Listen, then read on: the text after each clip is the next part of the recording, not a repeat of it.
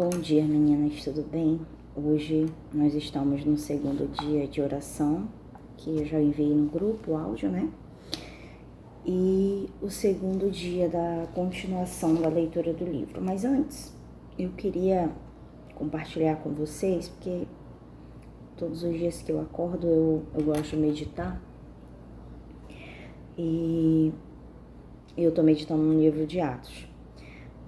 Capítulo 9, versículo 31 até o 43. Só que eu não vou ler tudo isso, né? Mas eu quero chamar a sua atenção em 2 versículos. Diz assim no versículo 31. É o ministério de Pedro. Assim, pois, as igrejas em toda a Judéia e Galiléia e Samaria tinham paz e eram edificadas, e se multiplicavam, andando no temor do Senhor e consolação do Espírito Santo. Eu aprendi que quando eu orar por mim, eu tenho que pedir a Deus que Ele ponha temor dentro de mim. A palavra de Deus diz que o temor do Senhor é o princípio da sabedoria. O que isso quer dizer? Que quando eu tenho temor a Deus não é medo, mas quando eu tenho um respeito, quando eu tenho uma consideração com Deus, eu luto para não pecar. Então, o temor, e isso faz eu ter paz. O temor a Deus me faz ter paz, me dá paz. Então, peça isso de Deus. Senhor, põe temor dentro do meu coração. Me ajuda a ter temor com o Senhor, com a Tua palavra, com as Suas coisas.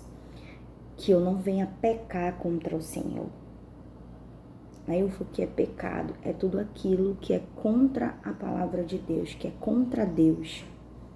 Então, cada um de você vai saber o que você vai estar fazendo de errado e que não vai estar agradando a Deus. Se é mentira, se é fofoca, se é mágoa, se é ódio, se é rancor, eu não sei. Cada um sabe, tá bom? E o outro versículo, né? Aí continuou. E aconteceu que, passando Pedro por toda a parte, veio também aos santos que habitavam em Lida. Lida era uma cidade. E achou ali certo homem chamado Enéas, jazendo numa cama havia 8 anos, o qual era paralítico. E disse-lhe Pedro: Enéas, Jesus Cristo te dá a saúde. Levanta-te e faz a tua cama. E logo se levantou. Então, pela essa palavra, Jesus Cristo te dá saúde agora, te cura agora.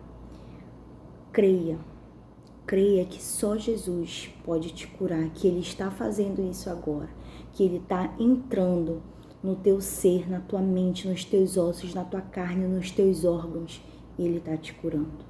Amém? Então, é isso que eu queria compartilhar com vocês. E hoje nós vamos continuar sobre esqueletos no armário. Diz assim: ok, então vamos à faxina. Então, ontem nós falamos que nós tínhamos que se sacrificar. Como assim se sacrificar? Começar ali a cutucar. O que é que faz eu ser quem eu sou?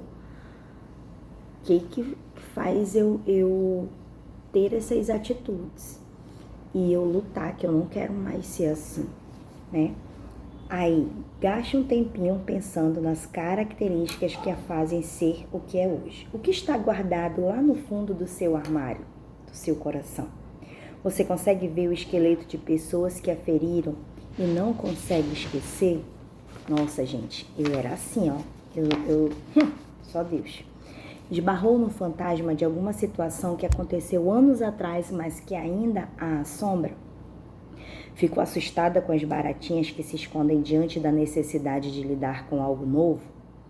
Ou será que foi quase mordida pela serpente que foi crescendo a partir de uma língua mentirosa, invejosa e fofoqueira? O fundo do armário do nosso coração pode ser um lugar assustador, mas não há como fugir. É nele que temos que começar a nossa transformação. Não tem como ser linda por fora, abrigando um castelo mal assombrado do lado de dentro. Em sua faxina você encontrará muitos monstrinhos, atitudes desagradáveis, pensamentos ruins, temores, dúvidas, mágoas, ressentimentos, comportamentos horríveis. São coisas que precisa encontrar e colocar para fora. Perceba que no seu coração não vai caber tudo. Alguns comportamentos são contraditórios e você terá de se livrar de um para ter o outro. Tem que ser assim. Não deixe os monstrinhos andando por aí, achando que são inofensivos. Eles estão tomando o lugar de coisas lindas, e ainda que sejam pequenos agora, se não os terminar, amanhã estarão maiores e mais assustadores. Então, você precisa tomar essa atitude, porque só você pode tirar. Assistentes de limpeza. Embora esse tipo de faxina pesada requeira muito de sua parte, se não fosse assim, não poderia ser chamada de sacrifício, dá para contar com mais uma ajudinha. Algumas pessoas-chave podem nos ajudar a enxergar onde está o problema em nós. Nem sempre é fácil aceitar as críticas, por mais bem intencionadas que sejam. Geralmente, quando alguém nos fala uma verdade sobre nós mesmas, ficamos chateadas com quem fala em vez de refletirmos no que foi dito. Justificamos nossa atitude dizendo: mas ele foi muito grosso, não precisava ter falado assim. Não importa. Se alguém apontou algo em mim, devo me examinar, olhar para dentro em vez de olhar para fora. Quando uma verdade me machuca, é porque ela indica um problema que deve ser tratado.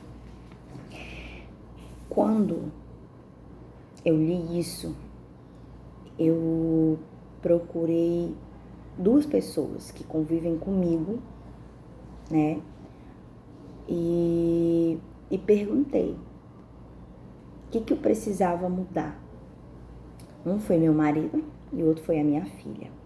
Minha filha, como sempre: não, mãe, a senhora não sei o que, a senhora é legal, bababá, né? Porque até que eu sou uma mãezinha legal mesmo. Mas eu sou brava. Mas ele não. Ele disse que eu era reclamona. E eu não me achava reclamona. Só que foi quando eu parei e fui me examinar. E realmente eu era reclamona. Tudo eu reclamava. Se tal coisa, se uma toalha tava assim: essa toalha já tá aqui. Se tal coisa: isso aqui já tá aqui. Eu era reclamona. Quando eu ia fazer faxina, eu queria que todo mundo ajudasse. Se não ajudasse, eu ficava brava, eu reclamava. Ele joga até hoje videogame. E eu reclamava por causa disso. Né? Depois eu fui parar também para pensar quantos maridos, quantas mulheres queriam que os seus esposos estivessem em casa jogando videogame, mas estão no bar, estão com amante, né? Então eu fui me analisar e eu fui ver o quanto eu estava errada. Foi difícil reconhecer que eu era reclamona. E tinha mais algumas outras coisas, que eu era chata, rabugenta mesmo. E eu lutei contra isso, que eu não queria mais ser assim. Eu não queria. Tenha em mente que é muito difícil encontrar pessoas em nossa vida que sejam honestas e altruístas a ponto de nos falar a verdade. Será mais fácil encontrar alguém que elogia pela frente e critica pelas costas do que alguém que nos mostre onde estamos pisando na bola. Outra coisa, tem uma amiga que vai assistir esse vídeo, ela sabe. Eu gostava de comprar muito comida pronta. Hoje eu ainda compro, mas não é com frequência. Às vezes, num domingo, num sábado, final de semana. E quando tem médico, é mais assim. Agora a gente faz comida todo dia. Mas porque ele era muito chato para comer. Ele é chato para comer, meu esposo. Então, na época eu ainda não sabia fazer comida bem. Eu casei muito nova. E aí eu digo: quer saber? Para eu não ficar ouvindo reclamação, eu vou comprar comida pronta. Se ele reclamar, é a comida da mulher. Ele chamava o meu frango explodido, o meu arroz triste, porque era arroz branco. Ele sempre comeu arroz frito com coloral, açafrão, essas coisas, né? Hoje a gente já faz assim, soltinho, bacana, mas antes não era. Então, eu me fechei para isso. Não vou cozinhar e pronto. Só que eu entendi que eu estava errada. como que eu ia aprender também, né? Se eu não cozinhasse, se eu não fizesse. Como que eu ia aprender a fazer a comida que ele gosta se eu não, né, mudasse? E nessa época a minha sogra ainda era viva e ela me ajudou muito, graças a Deus. Porque, gente, tem coisas que é só nós que temos que fazer, né? Nós somos a mulher da casa. Então, a alimentação da nossa família, dos nossos filhos, do nosso marido, é nós. Ah, Nailfa, mas eu já trabalho muito em casa, não sei o quê. Sim, mas você que quis ter uma família, então você tem que ser a mulher virtuosa da casa. Lógico, o marido que sabe cozinhar, ótimo, ajuda, sim, mas esse papel é seu, não é dele. Ah, mas eu tô cansado. Nós mulheres sempre estamos cansadas, porque a gente faz de tudo um pouco, né? Até num vídeo que a minha filha gravou, mas só pra nós mesmo, né? Eu fazendo o curativo da cirurgia do meu esposo, que muitas de vocês sabem disso, eu tava falando pra minha filha, sei que a minha filha falou, eu disse, minha filha, agora eu sou enfermeira, eu sou cozinheira, eu sou confeiteira, eu sou psicóloga, eu sou professora. Esse é o nosso papel de mãe, né, de esposa. Então, assim, era difícil pra mim ser uma cozinheira. E hoje eu já sei ser essa cozinheira. E, gente, quando eu faço minha comida, ó, é top. Aí, apenas os que verdadeiramente nos amam correm o risco de nos dizer a verdade. Então, aquela sua amiga que fala a verdade pra você, não pra lhe magoar, mas pra mostrar que você tem que mudar, essa é uma amiga de verdade. Além de pessoas, podemos contar com a ajuda de problemas. Problemas, vou já contar uma pra vocês. Como problemas podem ajudar? Você deve estar se perguntando, sim, problemas também podem nos ajudar a perceber falhas e atitudes que precisamos abandonar. Eles mostram se somos ansiosas, depressivas, pessimistas ou confiantes, tranquilas e otimistas. Vamos falar sobre isso mais adiante, mas problemas são oportunidades de mudar. Então, em vez de ficar com raiva da amiga que lhe disse umas verdades ou do problema que exige uma mudança de atitude, veja se eles não estão apontando algo que você deve mudar. Talvez um monstrinho que deve jogar fora do seu armário e substituir por uma atitude bela que vem de Deus. Eu vou parar aqui, vou só explicar e amanhã a gente continua. O que um problema me ajuda a mudar? Como assim? Todas as vezes que a gente tem um problema, a nossa atitude é de reclamar. Poxa, meu Deus, por que meu filho tá doente? Poxa, meu Deus, por que aconteceu isso? Poxa, meu Deus, por que tá dando tudo errado? Sim ou não? Quando eu li isso, eu descobri que eu era assim, que eu reclamava. Aí que eu entendi que eu reclamava também. Então, quando vinha um problema financeiro, eu questionava a Deus. Meu Deus, eu sou fiel, eu sou isso e tal. Quando vinha um problema de saúde, poxa, meu Deus, por que isso? Por que esse tempo, eu reclamava. Ou uma preocupação, meu Deus, o que eu aprendi? Eu mudei a minha oração. Meu Deus, o que o Senhor quer que eu aprenda com esse problema? Recentemente, aconteceu um acidente com o meu esposo e no primeiro dia no primeiro dia de operado, já tinha uns 8 dias, 9 dias, quase 10 dias do acidente, mas ele foi operado alguns dias depois. O acidente foi dia 29 de julho, ele foi operado 7 de agosto, então já tinha um tempinho, né? Uns 10 dias, 9, 10 dias. E eu vi ali ele dependente de mim.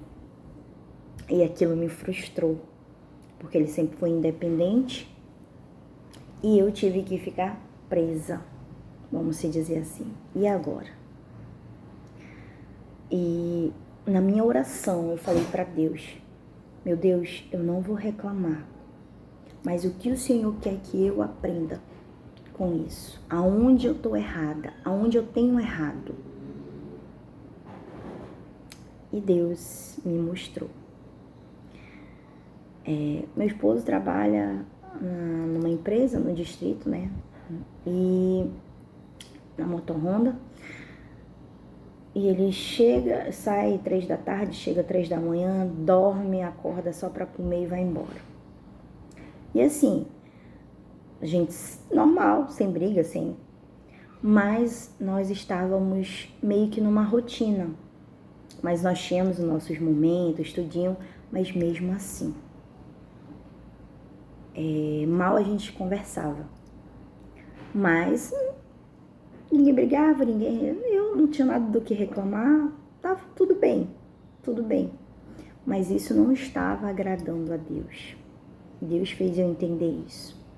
Que ele tinha que parar, ele tinha que acordar para ter os momentos dele comigo de conversar.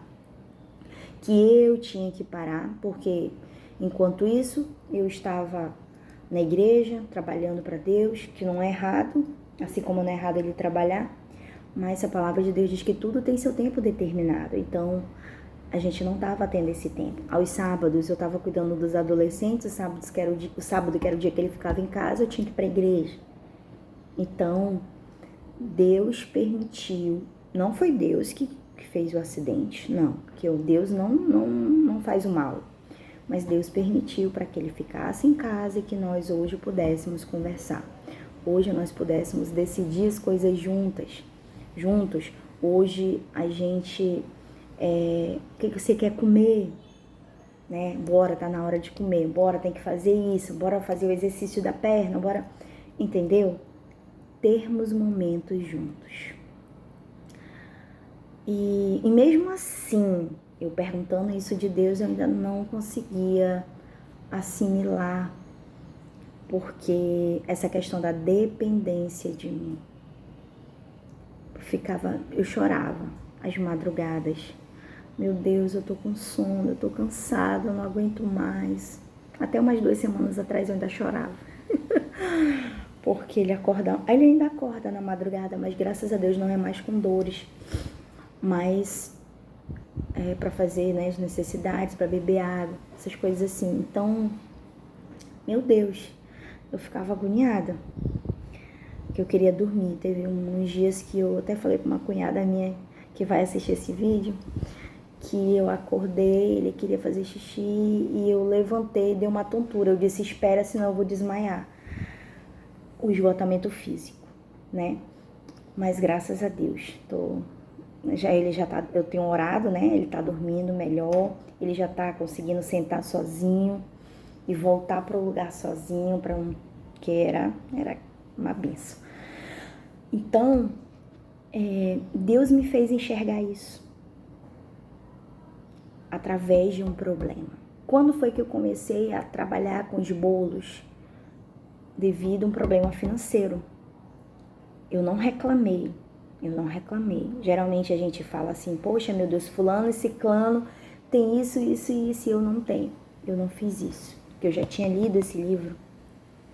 Eu falei para Deus, o que o Senhor quer que eu faça? O que o Senhor quer que eu aprenda? O que o Senhor quer que eu mude? Deus me mostrou que eu tinha um talento, só que eu não comecei com decoração ou com bolos, eu comecei com lembranças de emborrachadas, essas coisas assim de aniversário que eu já sabia fazer, só que hoje eu não trabalho mais com isso. E aí eu fui descobrindo outros talentos de doces, salgados, bolos, tortas, e aí eu fui estudar e Deus foi abrindo as portas. Então, pense nisso. Todo problema é para que você mude. Você teve um problema no casamento, se separou, quase se separou. Por quê? O que eu tenho que mudar? Ah, mas depende do meu marido. Sim, depende, com certeza. Mas a mudança precisa começar em você. Ah, eu já sou separada, né? Eu já tô com meu outro esposo, eu casei de novo. Não deixe os mesmos erros se repetir. Veja como você é, como você agia no outro casamento. Não seja a mesma pessoa. Mude. Veja nesse problema uma oportunidade de mudança de atitude, de comportamento. Então, em tudo, gente, hoje, até um problema de saúde. Eu tive a bactéria no estômago, H. pylori, fiz uma cirurgia da vista. No começo do ano, isso foi. Foi começo do ano ou foi ano passado? Não, ano passado. Foi ano passado. E eu ficava com muita dor, eu ficava, por que isso, meu Deus, por que isso? Deus fez eu entender que eu precisava me cuidar. Eu estava comendo de qualquer jeito, tinha comida, eu fazia comida, mas eu passava da hora de comer. Eu não comia no horário, entendeu? Então, meu Deus, aonde eu tô errando? Use desse problema, essa oportunidade de mudança, para você mudar. Se analise. Pergunte do seu marido, amor, o que você acha que eu preciso mudar? Pergunte do seu filho, de uma amiga, o que você acha que eu preciso mudar? E anote e ore em cima disso, porque foi isso que eu fiz. Eu anotei e orei. E lutei para mudar. E eu mudei. Mas porque eu pedi ajuda de Deus. E Ele pode ajudar você. Tá bom? Então amanhã nós vamos continuar, vai ser finalizado essa leitura do 3º dia, que vai ter uma tarefinha e eu quero mostrar para vocês, até porque eu já fiz essa tarefinha essa semana. Tá bom? Beijinho, meninas. Deus abençoe.